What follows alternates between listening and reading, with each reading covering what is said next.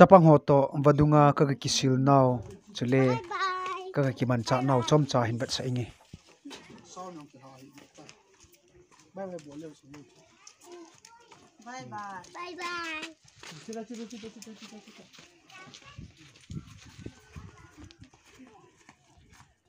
kimuna sina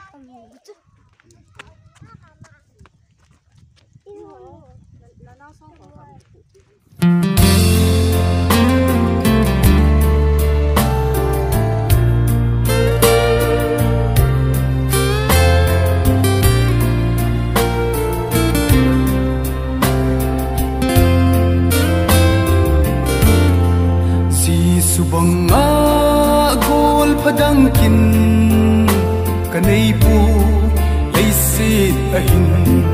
amat kahin nadin cross athina ahum tu in ail hat do ta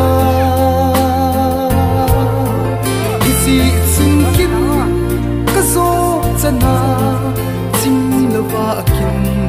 kabol singding vang Giêsu kamu tingge ang sunga kabu hupa aman supa na lamia hel o cha cha pa kipa na aluto enti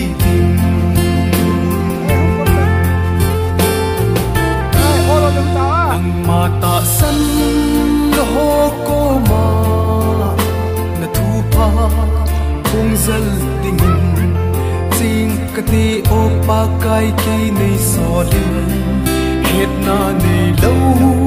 si na nei pe ka hang hoi lai pa kai dingin pileng sam number li chang sage a hin la nei pi ki pa na hin ne la cha da ding ho ta sang nei ki pa sa da chang ge o pa kai dam sela nei hoi jin kal nom sele kai bu sam number li chang sage chang ge aman suka na bol pa e kappa kipa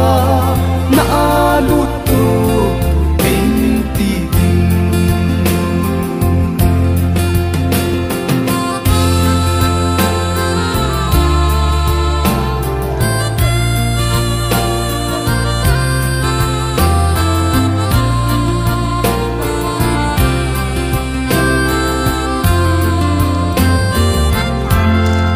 ai si na ki pa na ho hi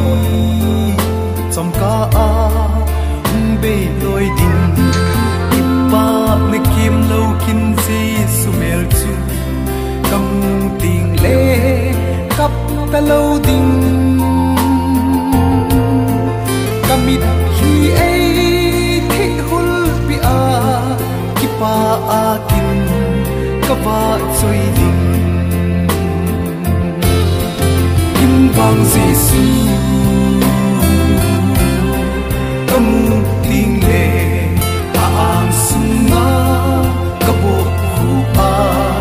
aman supa na bol pa e kappa kipa na aluto enti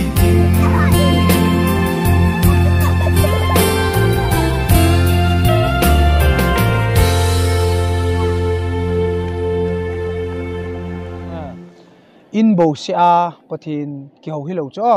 ipot do jong le i taw man phan ho wal hinai le na hoi lai jong le munjo sia pathin nu ma na ya chu munjo sia pathin ki ho thei chu na to mai chami chayo le nanun atu yong hon mimi yong na hon piu ne thei tam ta na hon piu na choi ne du ya to he i ho taw man phat hi to na Bible chang sim dingo taw nei man ke du Jesu mel ho yong i sa du cho ale to he sam number khat simute 1 2 3 sam number khat chang khat mi gilo te thumap sang lo chon site chan zom lo pathian tai tom nom te job lo chu minun nom ta a hin chang ni pakai dan thunik akipa pi zon dan thu chu sun le zani na sim jinge chang thum hitabong mi hi lui panga thing phung ke aphat cha hunga theya anan gop ti nei talo tabong ain ato lam zo sia alo ling the sam number kha chang khana pa chang thum ge khaile min hao jesu mel hoi satau te jesu mel hoi jin ka long song sai wa amen ngay lột kỳ đang ta đẹp thiên ta chung ca lung nghe chen tiếng ca lung mong dinh ta đinh Giêsu mel hơi dinh ca lung sông sal và hàn khai lẽ ba chơi dia lom thằng ba dia lom soya dia lom ka hau na yu ka pathinu nang bau na hi nang pathena ka nei kha jiun ka ki pa un namin lo pi ta ka thang ba un hi amen khai le ki tu te kai ke ma taw nen nei a hu eng ku ka pa kai jesu mina kaung ta wo hi amen khai le han set ami ho hai toa hết na nè thì mà nó nun bón thì nè để tao với nóเลยVanu khởi về không biết vô mà khôn về tung rồi mà khôn thì cắt tung à riêng biết sẽ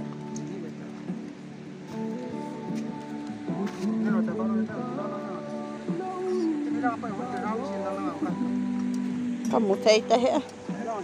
để lo ngay cái mũ mày này đi xem á tiêu không phải sợ vô lang Vanu không biết ta Vanu ní xem tùy nan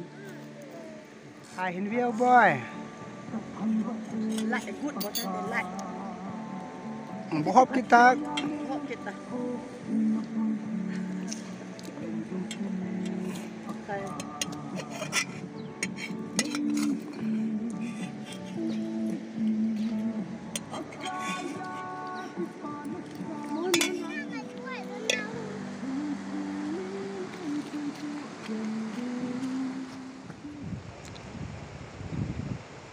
cả đen nó tắc cao hơn rồi này đang cặp ngồi đó là cặp đang ngồi cặp tập push một ta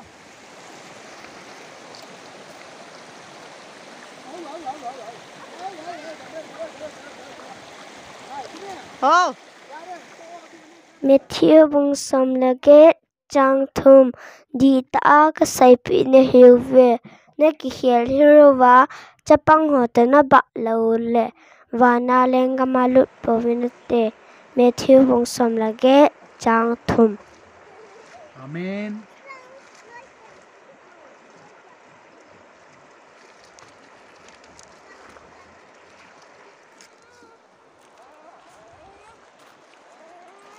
không to cái gì biết chừng nào anh chị khai ta là sen đại chú tháo bút tạ khi lăng chú sen đại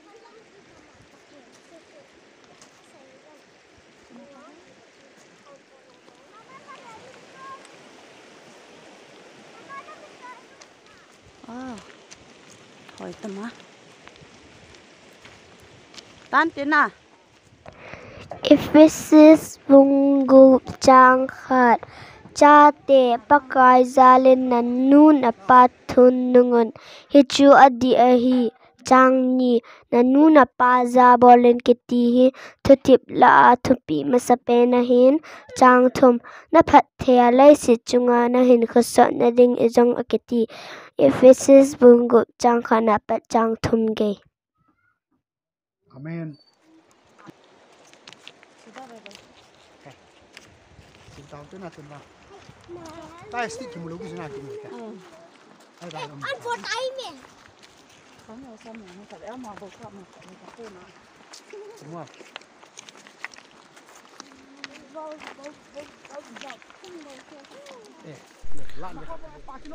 Christmas con hong hi ting hi chi pa cho ho jong hi hong pa do jivin vet no mum ta in Nanawi ya Jesus kume. Christa hong pending in nga lal jingu kum hlunga ikipan now December hong luna Christmas nai cha hong hi ting ni chi pa cha hoi hong pa do jivin vet no mum ta ai din nila alamin cha ti ho to kisil chain in lam ka hin zonan chapang te ho to ki vop hi anomin lungsi cha te ho kom ka ji ting ke jong kalunga mong jin amo jong kalunga mong jivin ka ki khan ji ting ole ka ki ngai ji danu za chu ma hi ki ho he hichi high school campus ahin apaneo vin na ana tongin apaneo to ka ki mo tu vin Isila ka chỉ là hung khả vậy kiện chỉ là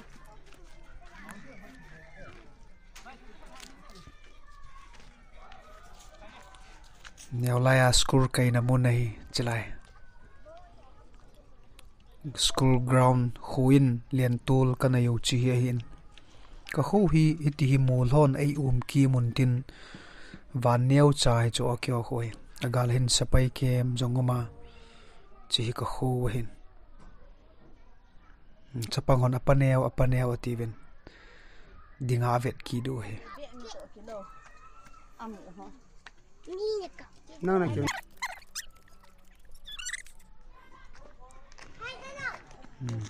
chi main road kang do tavin in nai cha hitai